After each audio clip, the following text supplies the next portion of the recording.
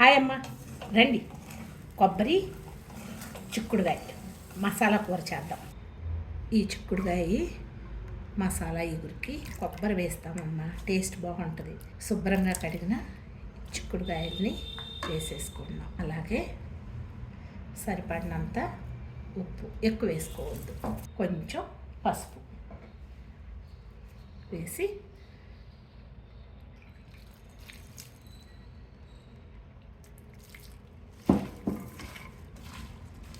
నీరంతా సరిపోతుంది. ఒక్క 2 విజిల్స్ రానిద్దాము. కొంచెం పచ్చికారం చేసుకుందాం. కారం తగినన్ని ఎండుమిరపకాయలు, అలాగే జీలకర్ర, కొన్ని మినపప్పు. ఒక్కొక్కరు కారం ఎక్కువ తింటారు, తక్కువ తింటారు కదా, అలా వేసుకోండి. దీంట్లోనే ఒక్క చిటికెడు కల్లుప్పు కూడా వేసుకుంటే సరిపోద్ది. ఇందాక ఉప్పు వేసి ఉడకపెట్టాం కదా, మీకు తక్కువ వేసుకున్నారు అంటే కావాలంటే వేసుకోండి. నాకైతే సరిపోతుంది అనుకుంటున్నాను, అందుకని నేను వేయట్లేదు. కారంలో కూడా మీరు కావాలంటే వేసుకోవచ్చు. నాకైతే పచ్చి కొబ్బరి ఉంది, నేను వేసాను. లేదని అంటే ఎండు కొబ్బరి కూడా కొంచెం వేయించుకోవాలి. పచ్చి కొబ్బరి అయితే వేయించాల్సిన అవసరం లేదు. కొన్ని వెల్లుల్లిపాయ గబ్బాలు వేయాలి. నేను దీంట్లో వేయొద్దు, కొన్ని వెల్లుల్లిపాయ గబ్బాలు వేస్తే సరిపోతుంది. వేగినవి స్టవ్ ఆఫ్ చేస్తాం. తిరగమాతకి ఆవాలు, జీలకర్ర వేగుతూ ఉన్నప్పుడే ఉల్లిపాయ, ఒక్క ఉల్లిపాయ అన్నమాట,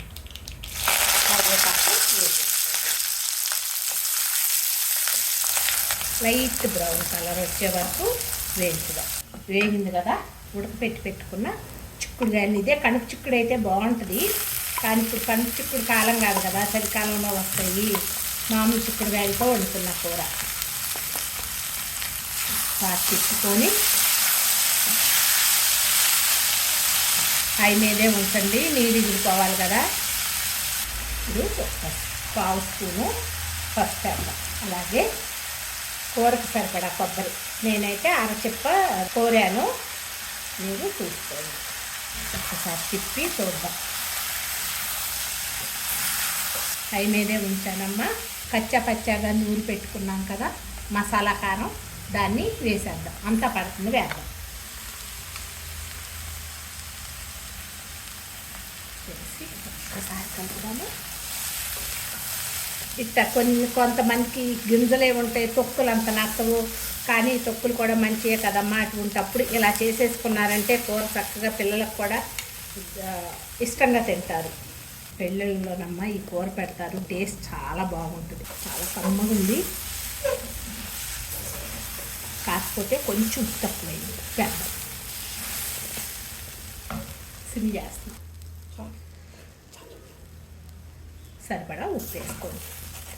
ఒక్కసారి తిప్పేసి స్టవ్ ఆఫ్ చేసుకుంటుంది. ఈజీగా అయిపోతుంది కొబ్బరి చిక్కుడుగాయ మసాలా కూర. ఎలా ఉందమ్మా కూర? నచ్చిందా? నచ్చితే కనుక లైక్ చేయండి, షేర్ చేయండి, సబ్స్క్రైబ్ చేయండి.